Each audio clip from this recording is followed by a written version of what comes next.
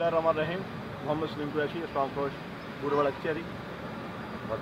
साडा मसला ये है कि असी 50 रुपए वाला स्टाम लगता है बयान हर्फी वास्ते, जोड़ा कि हुकूमत के कानून के मुताबिक है 50 रुपए के स्टाम के बयान हर्फी लिखे। साढ़े को 300 रुपए तो घट स्टाम सानू 300 रुपए तो घट स्टाम सानू महसूस मिल रहा।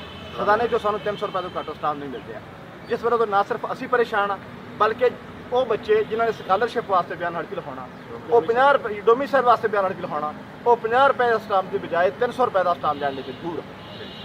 असी मोहतरम DC साहब के मुतालबा करते हैं और पंजाब गौरमेंट के मुतालबा करते हैं कि फौरी तौर पर उत्ते सानू 50 रुपए वाला स्टाम मुहैया किया जाए ताकि लोगों की परेशानी का हल हो जी।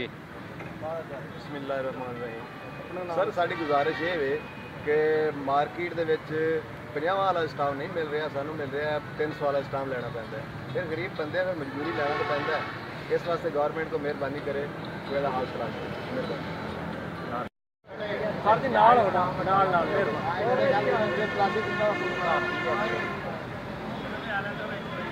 आया जा छोटा स्टाम नहीं लभ रहा भाई, साढ़े बिल्कुल बिल्कुल।